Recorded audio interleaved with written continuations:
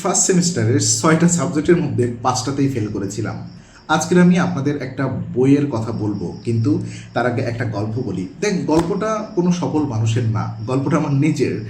আর honestly যদি 2017 সালের সেই ছেলেটার সাথে আজকের আমার দেখা হতো, আমি হয়তো তাকে চিনতেই পারতাম না।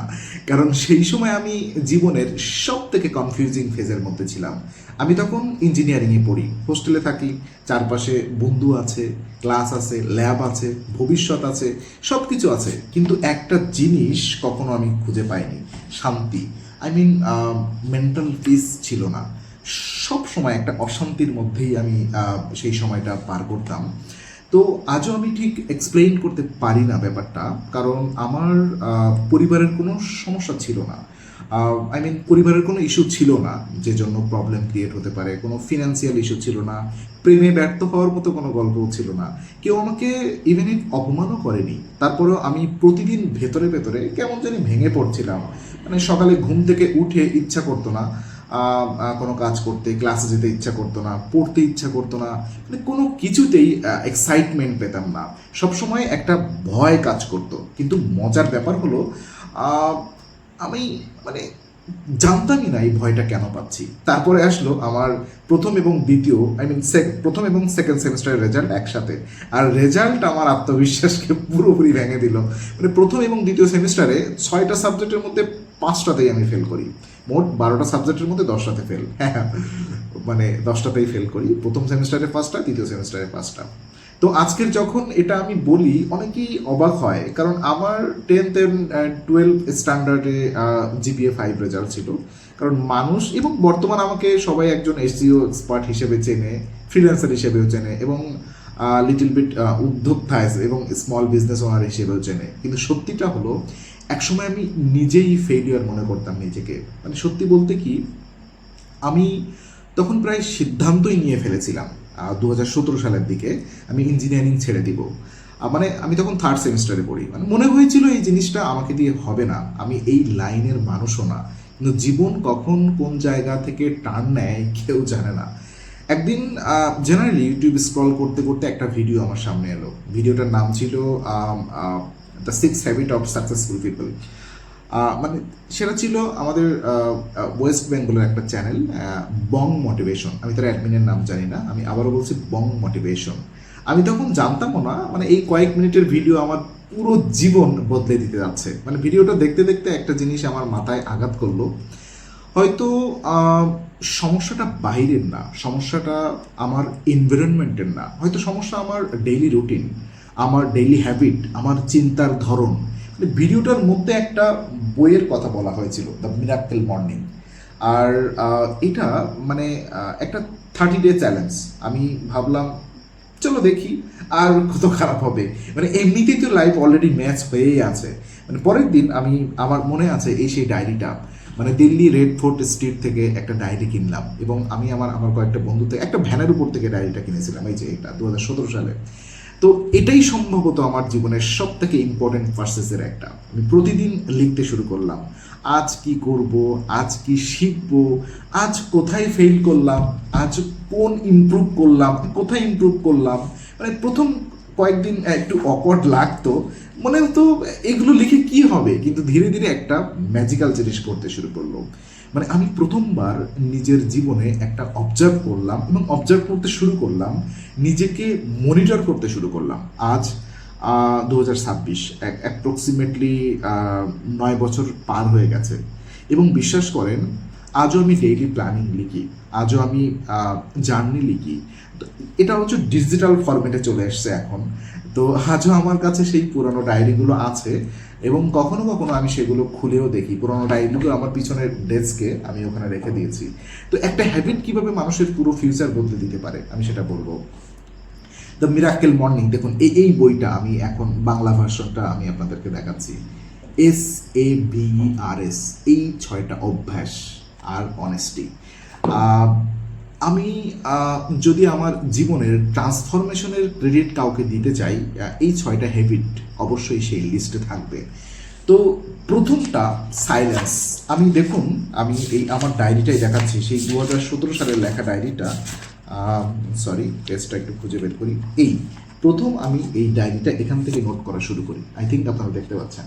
ওকে, তো এই ডায়েরিটা যখন এখান থেকেই শুরু করি, এটা হ্যাল এলডোরের একটা বই লেখা ছিল।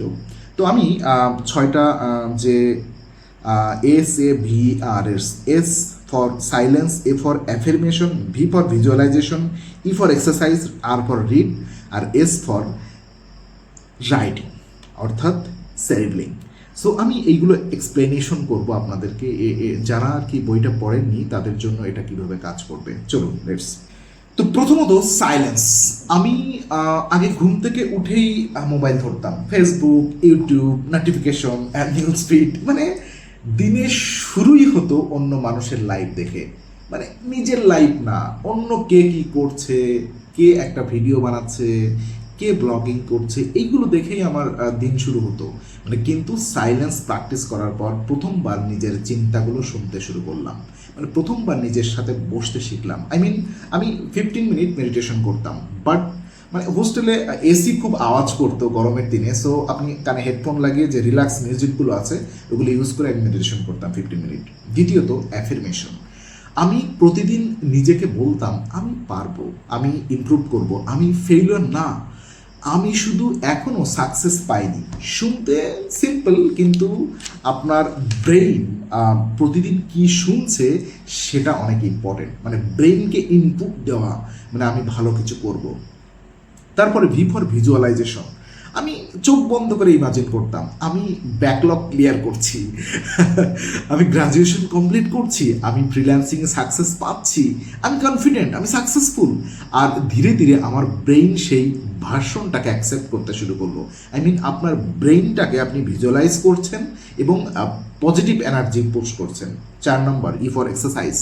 তো প্রতিদিন একটু ব্যায়াম, একটু হাঁটা, একটু পুশ আপ, স্ট্রেচিং, মানে শরীর পরিবর্তন হলে মন পরিবর্তন হয়। It's not for heavy gym, regular হাঁটা, সাইক্লিং করতে পারেন অথবা সুইমিং করতে পারেন। সুইমিং করার সুযোগ ছিল না আমার স্টুডেন্ট লাইফে। দেন রিডিং, 5 নাম্বার, রিডিং শুরু করলাম, পার্সোনাল ডেভেলপমেন্ট বই পড়া শুরু করলাম, বিজনেস বই পড়া শুরু করলাম, আর আমার চিন্তার জগৎ বড় হতে শুরু করলো। আর 6 নম্বর স্ক্রাইবিং, মানে আপনার জার্নালিং, যেটাকে এই হ্যাবিটটাই সম্ভবত আমার লাইফের সব থেকে বেশি চেঞ্জ করেছে। কারণ আপনি যখন লেখেন তখন আপনি নিজের লাইফের স্পেক্টেটর না, আপনি অ্যানালিস্ট হয়ে যান। তারপর ধীরে ধীরে আমি ব্লগিং শুরু করলাম, সফটওয়্যার নিয়ে আমি লেখালেখি শুরু করলাম, নেটওয়ার্কিং নিয়ে লিখতাম, এবং সিমুলেশন সব থেকে মজার সাবজেক্ট ছিল। মানে এগুলো মোটামুটি এই 3টা সাবজেক্ট নিয়ে কেন লিখতাম, এগুলো আমার মোটামুটি ফেভারিট, এবং আমার জন্য খুব সহজ হতো এই সাবজেক্টগুলো ইউনিভার্সিটি লাইফে, যেগুলো নিয়ে আমি মোটামুটি খুব সহজভাবে কিছু লিখতে পারতাম। এই সাবজেক্টগুলো আমার কাছে খুব সহজ ছিল। মানে এসইওতে আরও সিরিয়াস হলাম, তারপর ফাইবারে ফোকাস করলাম, ক্লায়েন্ট আসতে শুরু করলো, এবং মানে ইনকাম আসতেও শুরু করলো, এবং হোস্টেলে আমার কাছে মানুষ আসতে লাগলো, ও ফ্রিল্যান্সিং হবো। তো আর সব থেকে সারপ্রাইজিং বিষয়, একাডেমিক রেজাল্টে ইমপ্রুভ হতে লাগলো। মানে যে ছেলে মিহি 5টা সাবজেক্টে ফেল করেছিল ফার্স্ট এবং সেকেন্ড সেমিস্টারে, আমি মোটামুটি ফার্স্ট ডিভিশন নিয়ে এবং 67% মার্কস নিয়ে গ্রাজুয়েশন কমপ্লিট করলাম শেষ পর্যন্ত। কারণ লাইফ কখনো স্ট্রেইটলি লাইন না। গ্রাজুয়েশনের পরে আমি কর্পোরেট জবে জয়েন করলাম, ঢাকায় চলে এলাম। Road jam, office pressure, deadline, meeting, projects, target, oh my God, পুরো বোরিং লাইফ শুরু হয়ে গেল। মানে ধীরে ধীরে আমি এই যে মিরাক্কেল মর্নিংয়ের যে রুলস আমি এতদিন মেনটেন করতাম সেটা হারিয়ে গেল। আর সব থেকে মজার ব্যাপার হচ্ছে, আমি বুঝতেই পারিনি কবে হ্যাবিটগুলো হারিয়ে গেল, কিন্তু আমার পূর্বের মতো সেই স্ট্রেস ফিরে এলো, মেন্টাল প্রেশার ফিরে এলো, নিজের জন্য সময় হারিয়ে গিয়েছিল। তারপর 2026 সালের এটা নভেম্বর থেকে জানুয়ারি মাস থেকে আমি আবার প্র্যাকটিসটা শুরু করলাম, নতুন করে শুরু করলাম, আবার সেই পুরানো ডায়েরি, আবার মর্নিং রুটিন, আবার সেভার্স, SAVERS। আর আজ আমি একটা জিনিস কনফিডেন্টলি বলতে পারি, দ্য মিরাক্কেল মর্নিং আমাকে 2বার বাঁচিয়েছে, একবার 2017 সালে, আর একবার 2026 সালে। তো আজ আমি হয়তো কোটি টাকা মালিক নই, আমার প্রাইভেট কার নেই, প্রাইভেট জেট নেই, কিন্তু আমি প্রতি মাসে বিদেশেও ঘুরতে যাই না, কিন্তু আজ আমার একটা জিনিস আছে, সেটা আগে ছিল না, মেন্টাল পিচ। আমি পরিবারের সাথে সময় কাটাতে পারি, নিজের স্বপ্ন নিয়ে, নিজের যে ড্রিম নিয়ে কাজ করতে পারি, প্রতিদিন সকালে নিজের জন্য কিছু সময় বের করতে পারি। আর আমি অনেস্টলি বলি, আমার কাছে এটাই সাকসেস।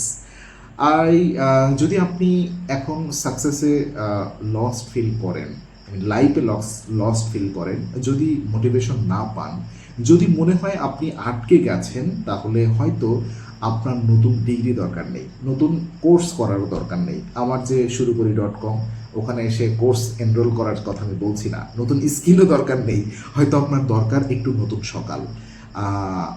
আর আমার জীবনের সেই নতুন সকালের নাম ছিল দ্য মিরাক্কেল মর্নিং। আপনারা চাইলে বইটি পড়তে পারেন অথবা পিডিএফ ভার্সন অনলাইন থেকে নিতে পারেন। আমি তো একজন, অনেস্টলি বলি, যখন বং মোটিভেশন থেকে ভিডিওটা দেখার পরে আমি এই ডায়েরি থেকে নোট করতাম, জাস্ট ওই ভিডিওর চ্যালেঞ্জটা আমি নিয়েছিলাম 30 ডেজ চ্যালেঞ্জ।